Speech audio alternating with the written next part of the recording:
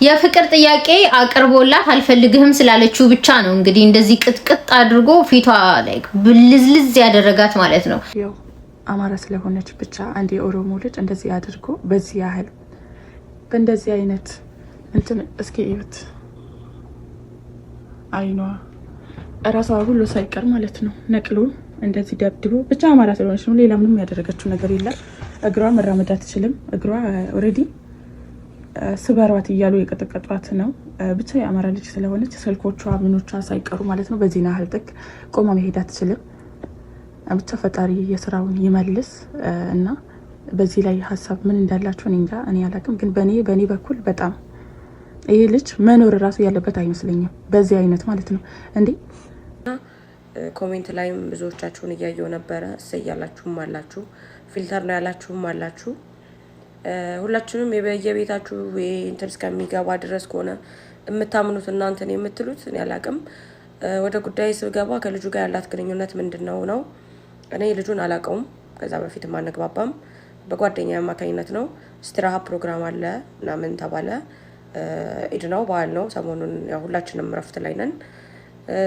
እሷ ደግሞ የረጅም ጊዜ ጀማዎቿ ናቸው። አመታት ያኔ በጣም እንደ ወንድም የማውቃቸው ሰዎች ናቸው። በጣም ቤስት ናቸው ስላለችኝ እንጂ እኔ ሲጀመር ከማላውቀው ሰው ጋር አልሄድም። ብሄድም ደግሞ ራሴን አስከብሬ የሚቀመጥ ሰው ነኝ። ያን ያክል እንትን የምል ሰው አይደለሁም። እዛ ሄደን እንደገባን እኔ ጋር ተቀመጪ፣ እኔ ጋር እንደዚህ በይ፣ ሌላ ሀረካት አደረገ ልጁ። እኔ ደግሞ አልፈለኩም። እኔ ራሴን ችዬ ነው መቀመጥ የምፈልገው። ከማንም ጋር ምንም አይነት ነገር ንክኪ አልፈልግም። ይሄን ነው የመለስኩት። እሷ ደግሞ አንቺ ኦሮሞ ነሽ፣ ባንቺ ምክንያት ነው በአማራ እያሰደብሽኝ ያለሽው፣ እንዴት አንዲት አማራ ትንቀኛለች ብሎ ቀጠለ። ብዙ መናገርና ማለት የማልፈልጋቸውን ነገሮች ቀጠለ፣ ተናገረ። ማለት ለምን ነገሩን ወደ ብሔር አዞርሽው ስላላችሁኝ ነው። እኔ ዛጋ የተባለውን ነገር ነው። ሴትነቴን ጠይቆኛል፣ መመለስ ያለብኝ ምላሽ መልሻለሁ። እዚህ ጋር ግን የተመታሁትና የተደበደብኩት አማርቲቲ ያለ ውጋት ቁረጣት ስበራት እየተባባሉ እዛ ጋር እንትን ሲሉኝ የነበረውን ነገር ነው ልነግራችሁ የፈለኩት። እንደ አንድ ሴት ደግሞ እንደ አማራነት ሳይሆን እንደ አንድ ኢትዮጵያዊት እንደ ሰውነት ፍትህ ነው የጠየቅኩት። ምንም ነገር ያላደረኩት ሰው አይደለም። ግንኙነት ያለው ሰው እንኳን ቢሆን እንደዚህ እስከምትሆን ድረስ ሴት ልጅ ኦሬዲ ጥርሴ ተሸርፏል። ማህፀኔ ላይ ቆመው ደብድበውኛል፣ ረግጠውኛል። እግሬን ቀጥቅጣት ስበራት እያሉ እግሬን በጣም ቀጥቅጦኛል፣ መራመድ እስከሚያቅተኝ ድረስ። ጭንቅላቴ እንዳሳየኋችሁ ፎቶ ላይ እዚህ ጋር ተሰርቼ የነበረ ከነስሬቱ ነው የነቀለው። ብዙ ነገሮች አሉ እና እኔ ተጎዳው ተበደልኩ ብዬ እዚህ ጋር ስመጣ ከእናንተ የጠበኩት እንትን አሉ። ብዙ ወንድሞቼ አይዞሽ ብለው ከጎኔ የቆሙ ብዙ ልጆች አሉ። አሁንም ነገሩን ወደ ህግ ወስደዋለሁ። በዚሁ የሚቀር አይደለም። በሰዓቱ በእርግጥ ወደ ህግ ያልወሰድኩበት ምክንያት እኔ በጣም ተጎድቼ ስለነበረ ቀጥታ ሄጄ ማረፍ ነው፣ ወደ ቤት ነው መግባትን እንትን ያልኩት። እዛ ጋም የነበሩ ልጆች አብዛኞቹ ህገ ወጥም ስለነበሩ ልጅቷም አብራኝ የነበረችው የራሷም ኬስ ስለነበረ እዛ ጋር እንትን ማለት ስላልፈለኩኝ ነው እንጂ እንደዚህ ሆኜ ኦሬዲ ሞቻለሁ። ገድለውኝ ነው የሄዱት። እንደዛ መሆኑ አልበቃም። አንድ ለአንድ ተያይዘን ልጁ ጋር ኦሬዲ ተደባድበናል። እውነት ነው። ከዛ እነዚህኞቹ የተነሱት እንዴት ፊት ለፊት ጠርሙስ ነበር። አዎ ጎርቶኛል፣ መቶኛል። ስለዚህ እሱንም መትቼዋለሁ። ደም ሲያዩ እንዴት ነው አንደኛ ልጅ ደም የምታፈሰው አንድ ታማራ ብለው ነው ተነስተው እንደዛ ደጋግመው እንትን ያሉኝ ማለት ነው። ያ ሁሉ አልበቃቸው ብሎ ፌንት ሰርቼ ሁሉ እንደዛ እንትን እያልኩ ሴቶች አሉ እዛው ላይ ያሉ ሴቶች በሙሉ የነሱ ጀማዎች ናቸው። ኦሬዲ እያዩ ዝም አሉ። ፖሊስ ጋር መደወል ይቻላል፣ ብዙ ነገር ማድረግ ይቻላል። መጨረሻ ትተውኝ እንኳን አልሄዱም። ይዘናት ሄደን ገለን ውጭ ነው ምንጥላት፣ እኛ ይዘናት ነው መሄድ አለብን ብለው መጨረሻ ላይ እርስ በርስ ተገላግለው ነው በቃ ተዋት፣ ከዚህ በላይ ምንም አናደርጋትም አይነት ነገር ብለው ነው ትተውኝ የወጡት። አልሐምዱሊላህ መጨረሻ ሲሄዱ የኔንም የጓደኛዬንም ስልክ ይዘው ነበር የሄዱት። ስልካችንን ኦሬዲ ወስደውታል። ፖሊስ ጋር መደወል አልቻልኩም፣ አምቡላንስ ጋር መደወል ምንም አይነት ሁኔታ ላይ አልነበርኩም። ብቻ ያለው ኬዝ ይሄ ነው። ብዙዎቻችሁ ምንም ግንኙነት ሳይኖረው ተነስቶ እንደዚህ ሊያደርጋት አይችልም፣ ወይ ባሏ ነው ወይ የሆነ ነገር አለ ስላላችሁ እሱን ፕሩፍ ለማድረግ ነው የመጣሁት። የልጁ ፎቶ አስፈላጊ ከሆነና ያሉትን ነገሮች ነገ ይሄ ቪዲዮ በተቻለ መጠን ሀቢባ ጋር አድርሱልኝ። መምጣት ያለበት ነገር ሁሉ ማስረጃዎችን ሁሉ አመጣለሁ።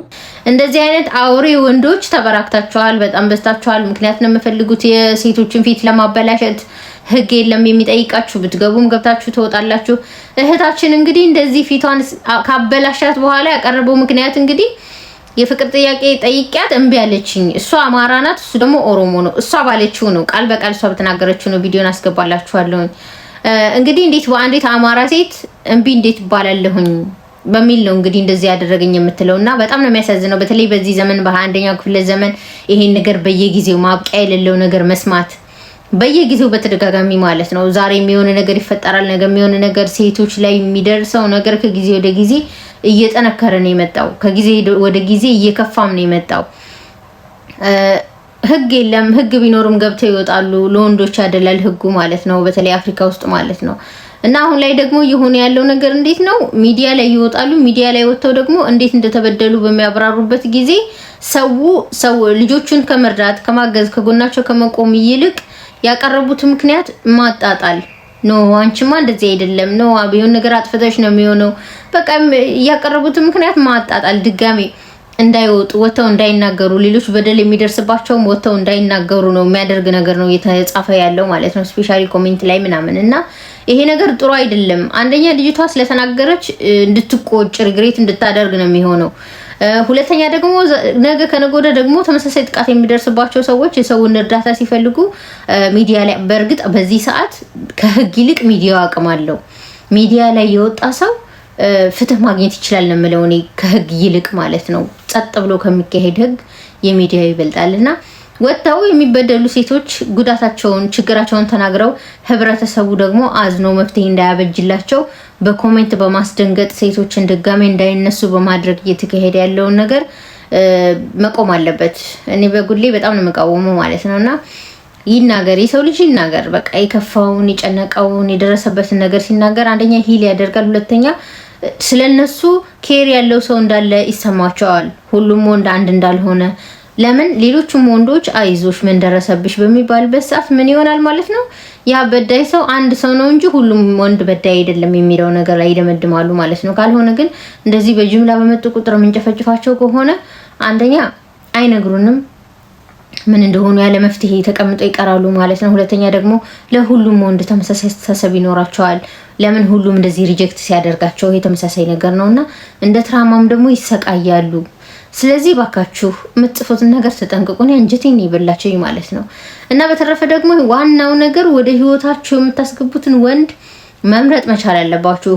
ያገኛችሁትን ለእናንተ የማይገባ የሆነ ሰው ጋር ከወደቃችሁ በኋላ የሚመጣውን ነገር ደግሞ መሸከም አትችሉም። እንደዚህ ከባድ ነገር ይገጥማችኋል። ባለጌ ሰው ከመጀመሪያው ከምጣዱ ያስታውቃልና ልክ ባለጌ መሆኑ በእናንተ ሳይሆን ለእህቶቻቸው ለእናቶቻቸው እንደዚህ ራንደምሊ መንገድ ላይ ለሚያገኟቸው ሴቶች የሚያሳዩትን ክብር ማየት መቻል አለባቸው። ሪስፔክታቸውን እንዴት ነው የሚያደርጓቸው፣ እንዴት ነው ትሪት የሚያደርጓቸው ምናምን።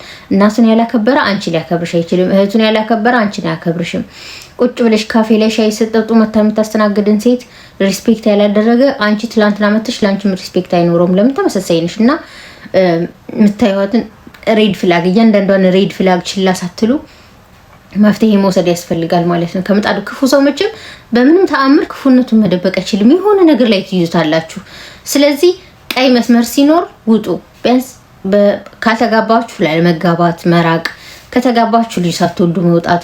አንድ ልጅ ከወለዳችሁ ሁለተኛ ወልዳችሁ ህይወታችሁ ከሚጨልም በጊዜ ከክፉ ሰው በተለይ እጁን ከሚያነሳ።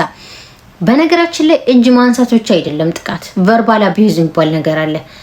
እንዳትነሱ አድርገው የሚቀጠቅጧችሁ እንዳትነሱ፣ እንደማትችሉ እንደማትበቁ ከዛ ነው የሚጀምረው።